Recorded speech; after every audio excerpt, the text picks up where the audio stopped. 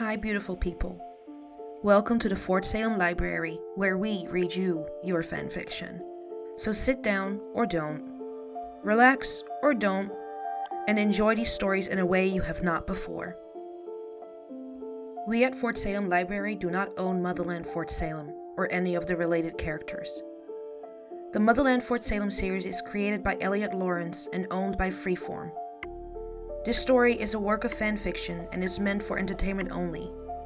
We are not making any profit from these stories.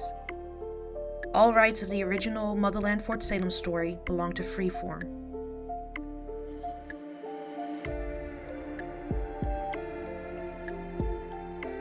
We also do not own Bird Undead or any of its original characters and storylines. We did, however, get permission from the author to read their story. This story was created and written by the avid reader _ sometimes writer, and you can find the link in our show notes. This story is being read to you by Angela.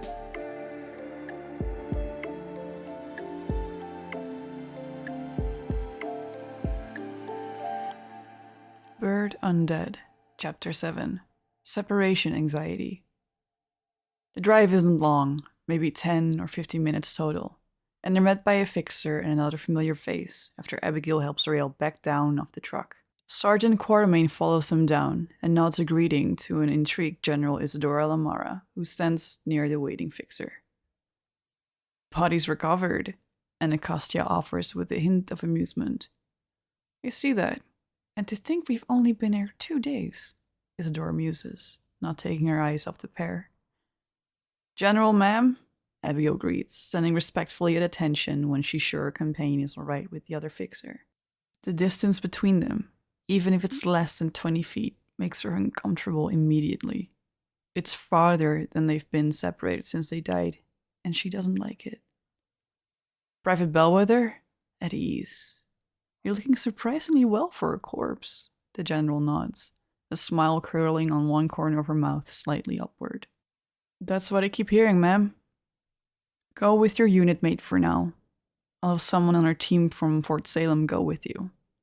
Sergeant Quartermain or myself will come to retrieve you if anything happens. We need to report to General Alder and inform her of our success. Lamar decides, still seeming bemused by the entire situation. Permission to ask a question? Abigail asks formally, not moving yet as much as she wants to. Granted, the older witch nods. Were both you and Sergeant Quartermain sent here by my mother? It seems a bit like overkill, even for her. The blaster wonders curiously, looking between the two women. Not exactly. General Lamara and her necro team were dispatched to investigate a report of a possible new Camarilla weapon. I and the secondary team were sent with them for you and Collar. It made sense logistically for us all to be transported together, and Anacostia answers the question instead. Bellwether! General! Abigail's body immediately reacts, and she's spinning to face the source of the call before she can think, already taking the first step in that direction. Her eyes are locked onto her companion, immediately searching her over for further injury with rapid precision, and then moving outward around her to scan for threats. Rael and the fixer she's clearly in some sort of standoff with had called out at the same time, but she hadn't even registered the sound of the second voice at all. All that mattered was Rael and that the blonde had called her for help. This ought to be good. The sergeant snorts just low enough that Abigail almost misses it, while the three women come over to join the two fixers with the blaster in the lead. What seems to be the problem, Corporal? The general asks when they come to a stop. Abs, she's trying to take the sword away, Rael explains petulantly, looking to her taller counterpart. There are no weapons permitted within the infirmary, let alone weapons of the enemy, ma'am. The private won't heed my order to relinquish it to the proper authority, the corporal answers in exasperation, making another quick reach for the hilt on the blonde's back, only for the smaller witch to step back and to the side to avoid it with an eye roll. Hey, it's mine! I earn it fair and square. I have to stab one to prove it. It went through my body and almost killed me, so now it stays with me. I don't make the rules! Well, actually, it's Belle's. She kinda killed the guy who used it to stab me, so fair's fair. But that still means she can't have it. Rael growls before looking at Abigail thoughtfully. And what rules are those, Private Collar? Anacostia asks, sounding like she's trying to brace herself for the potential answer. Finders keepers? The blonde shrugs with a slightly sheepish grin. Ah, yes. The law of the land.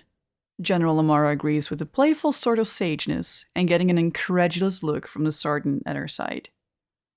Private Bellwether, Anacostia wonders, looking at her for something, anything that might make actual sense. It's my sword now. I'm keeping it and it's coming home with us. However, what Collar should explain, instead of being a pest, is that the belt holding it to her back is also holding the bandage over her chest wound in place. So you shouldn't remove it until you get to the med bay in case doing so causes it to open up again. Abigail clarifies with a roll of her eyes, and hiding a small smile as she gently shoves the smaller fixer's shoulders. That small contact makes them both breathe slightly easier, and the taller girl can feel her shoulders loosening up again. The sergeant shakes her head, pinching the bridge of her nose while the general beside her chuckles. Is she always like this? How did you not leave her in the dust? It was just the two of you. The corporal wonders, looking worriedly at the blaster. She's not. We haven't had any human interaction in almost a week, and we've been without food or water for most of that too. I think that and the bloodlust must finally be getting to her. The unit leader answers dryly. She knows as soon as she sees her unit mate's mouth open that whatever is going to come out of it is going to be good, and crosses her arms to wait. She's quite enjoying the chaotic comedian Riel seems to feel like being right now for whatever reason. Hey! I couldn't risk annoying her! She would have killed me! I could kill you, and it would look like an accident, the other fixer points out indignantly. I wouldn't though, she quickly amends at Anacostia's raised eyebrow. You could try, but then Bells would kill you. She is a bellwether and our unit's leader.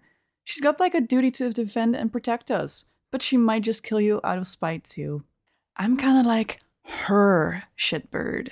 So it would depend on the mood the news catches her in, I feel like. The blonde muses with a playful thoughtfulness, glancing at the blaster. Abigail, for her part, plays along by sending the now worried-looking corporal a long, sharp glare, until she sees the witch swallow hard and start to sweat beneath it.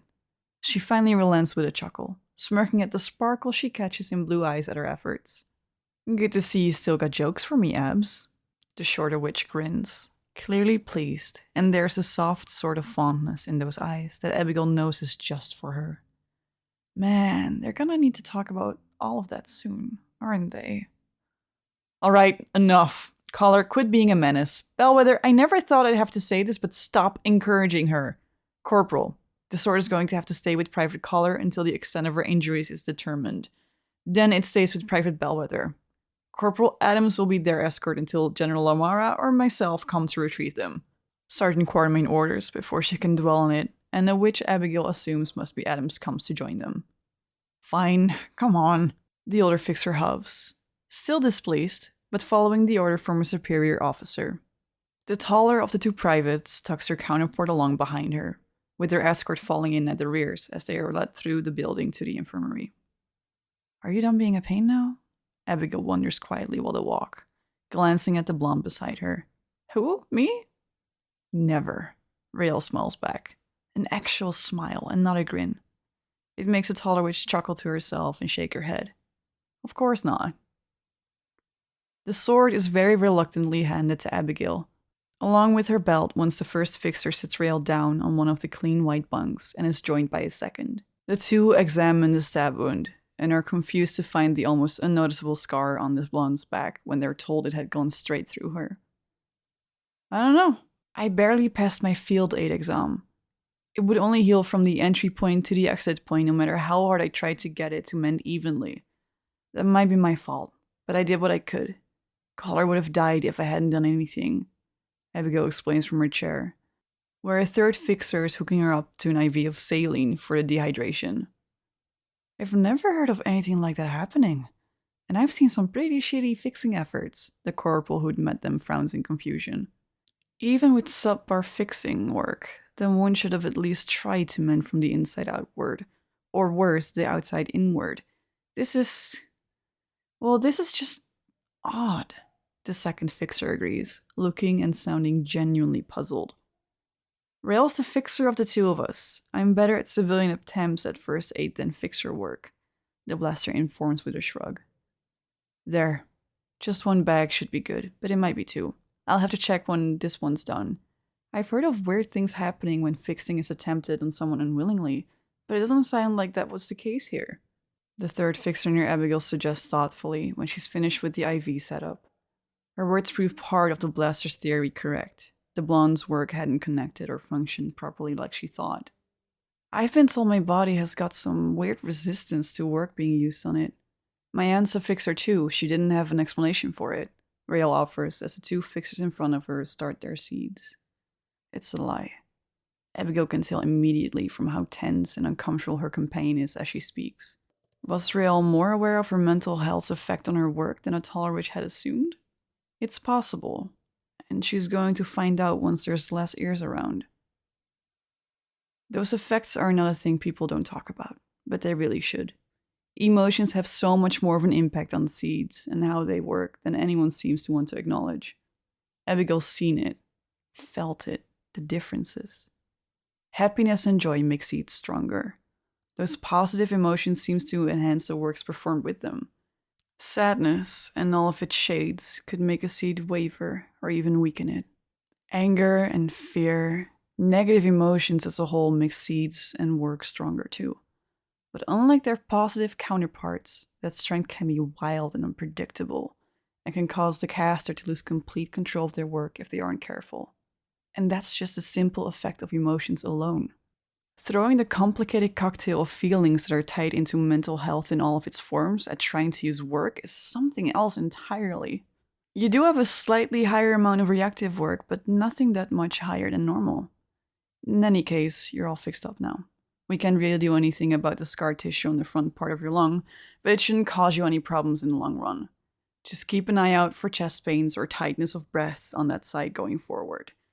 We're just going to give you something to offset the dehydration and you'll be all set, the second fixer notes, while the third moves in and sets up an IV on the blonde like she had in Abigail. When it's done, all three of the fixers step back and leave the pair alone. Their escort Adams is nowhere in sight, and the taller girl assumes she must have chosen to wait outside. A silence falls over them, and Rael lays down on her back on the bunk. They're exhausted. They both feel it now that they're finally safe again. Well, safer, at least.